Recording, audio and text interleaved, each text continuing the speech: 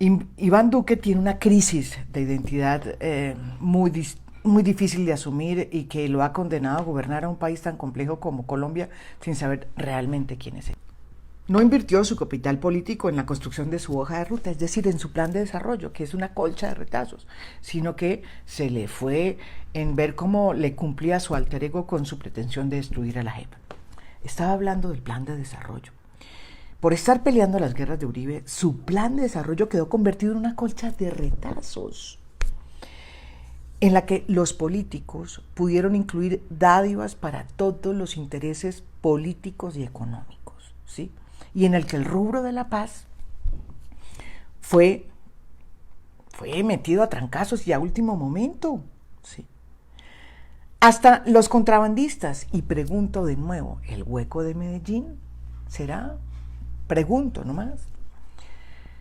Salieron ganando debido a que en el plan de desarrollo se incluyó un arancel del 37% a los textiles importados, lo que de seguro va a subir el precio de la ropa en beneficio de quién, pues del contrabando, ¿sí? Y en contra del consumidor. Proyectos como la construcción del polémico puerto en el Golfo de Tribugá, reconocido por ser el lugar donde aparean las ballenas en esta época, ¿sí? También quedó avalado e incluido así de un tacazo, sin ni siquiera consultar con la comunidad ni con la región.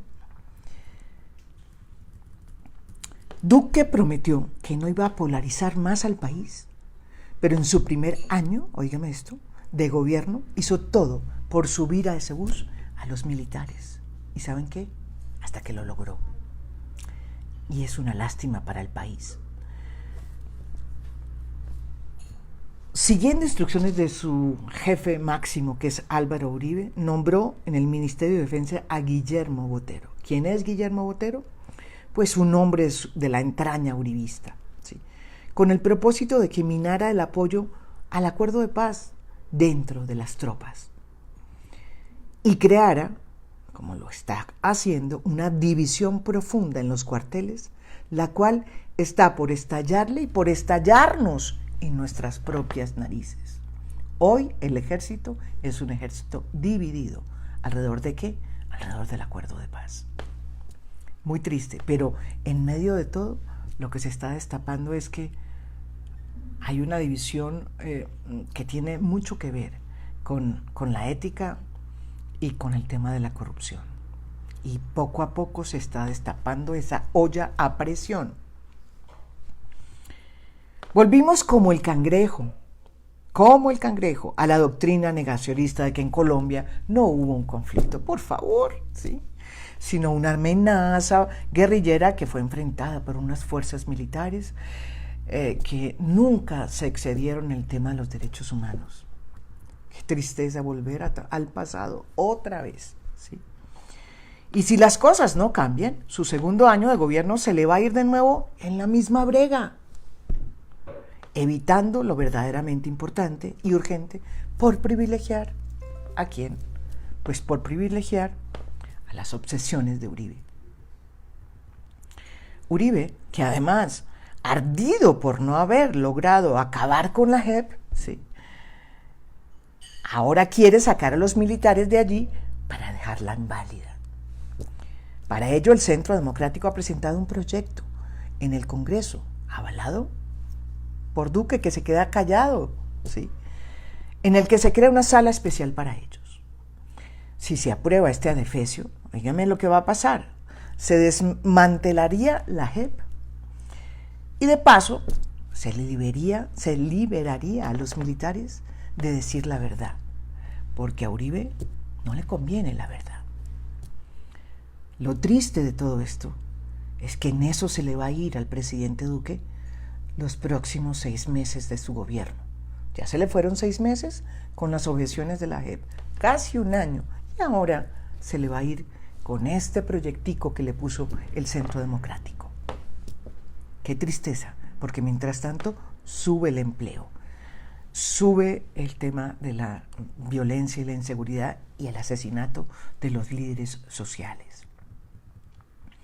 En su primer año, Duque frenó las reformas más importantes derivadas del acuerdo de paz, y en especial una, la reforma rural.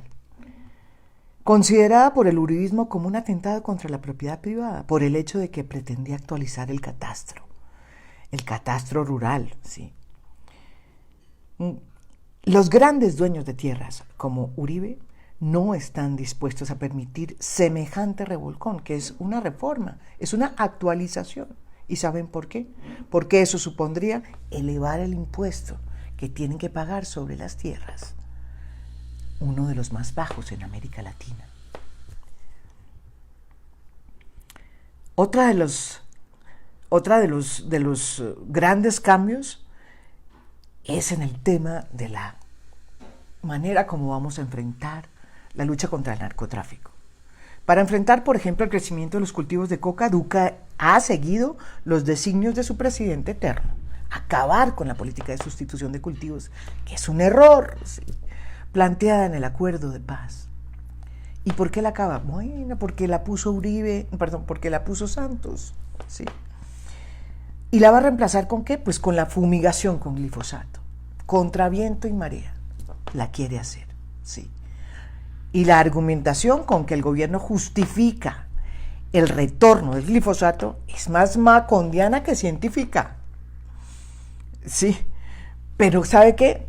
No le hace, a nadie le importa, a nadie en el gobierno le importa. Según la vicepresidenta Marta Lucía Ramírez, el glifosato es tan inofensivo que produce la misma indigestión que si uno se tomara 100 vasos de agua, lo cual demuestra que en este gobierno la falta de identidad es equiparable o igual, ¿sí?, a su falta de argumentos.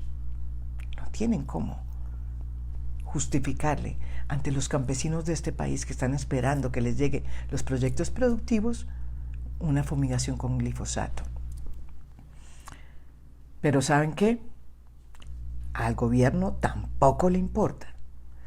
Duque, siguiendo los designios de Uribe, dice que a los que sí les va a cumplir es a los excombatientes de las FARC. Pero ¿sabe qué ha pasado? Ni eso ha sucedido. Ni eso ha sucedido. Este primer año también marca el retroceso en materia de política internacional, otro gran, digamos, traspiés para un país como Colombia. Duque y su canciller nos han devuelto a la doctrina del respice polum. ¿Qué es? Pues aquella doctrina, ¿sí?, muy importante en el siglo pasado, que sostenía que Colombia, ¿sí?, tenía que orientar su política exterior solo mirando hacia Estados Unidos. Es decir, hoy nuestro gran faro moral es Donald Trump. ¡Qué tristeza! Por no decir, ¿se acuerda esa frase que dijo el presidente Duque hace un tiempo, según la cual Maduro iba a salir muy rápido ya del poder, que sus días estaban contados? ¿Se la recordamos? En materia de la lucha contra la corrupción también nos debe, y mucho, ¿sí?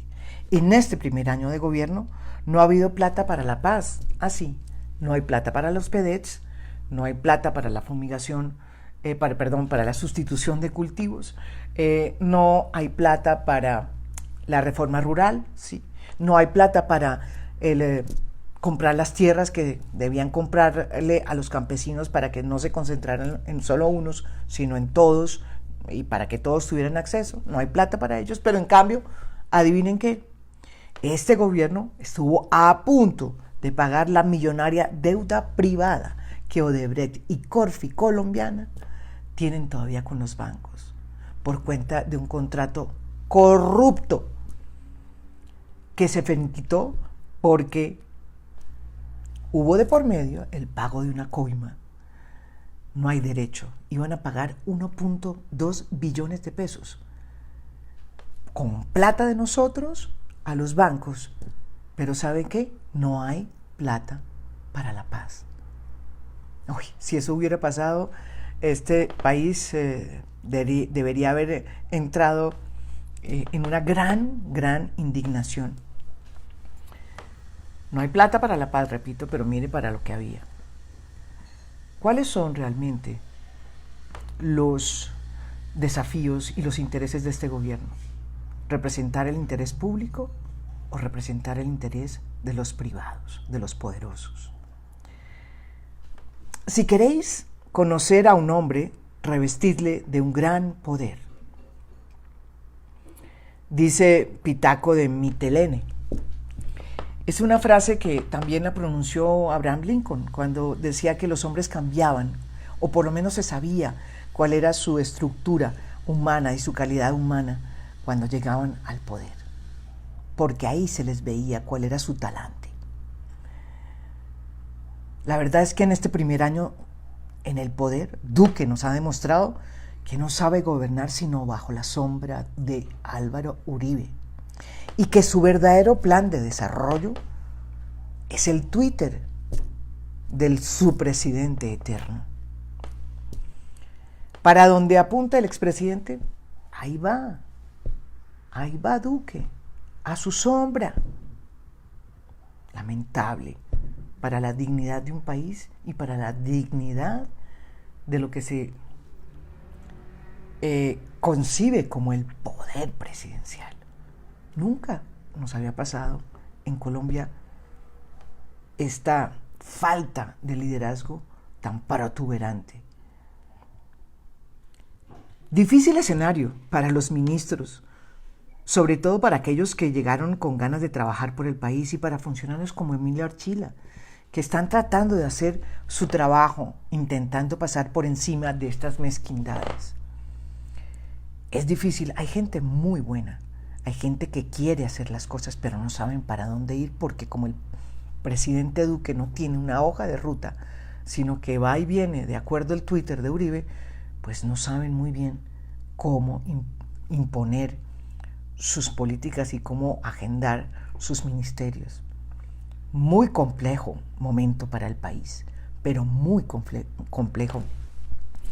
Es casi que hay un vacío de poder que a uno lo asusta, porque lo que le dicen a uno es que por un lado está Uribe muy presente en las cosas que le gusta a Uribe, y que Uribe es poderoso y que las maneja desde su finca en Río Negro, pero por el otro están también los grandes consejeros como